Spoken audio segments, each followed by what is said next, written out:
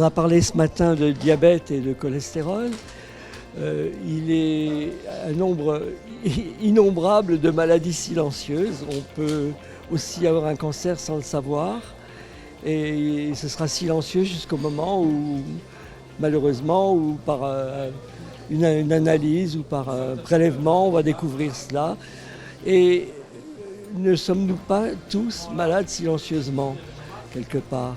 Alors la question qu'on peut se poser par rapport au débat de ce matin, c'est de savoir si effectivement nous avons une politique d'investissement dans le domaine de la prévention. Je crois qu'il est clair aujourd'hui qu'en regardant les chiffres, la prévention n'est de loin pas une priorité. Les budgets investis sont extrêmement faibles et je crois que si effectivement on veut développer cette politique, il est absolument nécessaire de revoir nos investissements en matière de prévention. Il est certain que ce sont des paris qui se jouent sur l'avenir et qu'avant d'avoir les résultats de cette prévention, il faudra peut-être attendre un certain nombre d'années et que c'est un choix politique, mais c'est un choix qui doit être fait si véritablement on souhaite changer le destin d'un certain nombre de nos compatriotes.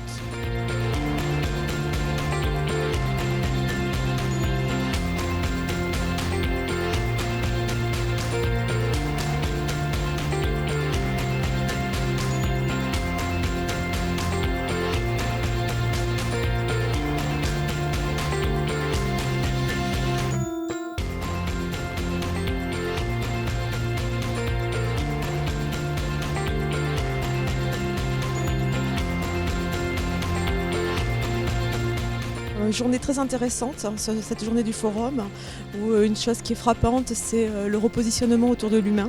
Donc un message qui était très fort.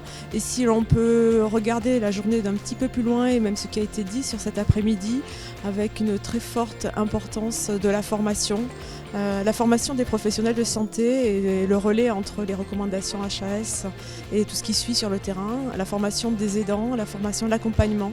Je pense qu'il y a des choses à faire. Il a été relevé que les choses simples peuvent être faites. Les technologies numériques, bien sûr, peuvent aider. Mais je pense qu'il y a un message qui était fort. Donc je pense qu'on avance, mais il y a encore du travail. Oui, bonjour, je suis Alain Guillemino, je suis pharmacien d'officine dans la région nantaise. Je suis président de l'UTIP, association de formation et d'information des pharmaciens nationales.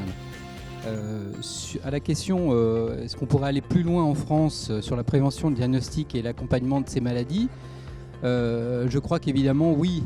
Je crois que la coordination principal levier, c'est la coordination plus avancée des professionnels de santé. Certes, le médecin est, comme on l'a évoqué, le pivot de cette coordination, mais je crois qu'il ne faut pas oublier les autres professionnels de santé que sont les infirmières et bien évidemment les pharmaciens, où nous sommes amenés à avoir les patients de nombreuses fois dans l'année et à les accompagner. Je prends l'exemple de diabète de type 2, où nous avons lancé une expérimentation où est lancée une expérimentation en Pays de la Loire sur l'accompagnement et le suivi des patients diabétiques et où on a une expérimentation qui va être évaluée en fin d'année sur le mode des entretiens pharmaceutiques et je crois que ce sont des expérimentations qui permettront, une fois développées peut-être en interrégion, d'être modélisées, protocolisées au niveau national. Oui, les maladies silencieuses que j'appellerais aussi les maladies muettes. Ça me fait écho dans mon quotidien. Je suis infirmière de formation, je suis coordinatrice d'un réseau de santé qui prend en charge les patients diabétiques, donc ça me fait d'autant plus écho par rapport au diabète. Je pense qu'il y en a plein d'autres, des maladies silencieuses. Je pense que les fibromyalgies, les scléroses en plaques, il y a d'autres maladies silencieuses. La journée a bien répondu à mes attentes et c'est vrai qu'en tant que coordinatrice d'un réseau de santé prenant en charge le diabète, j'aimerais bien qu'on soit davantage en amont, davantage dans la prévention et que les patients méconnus puissent être davantage dépistés.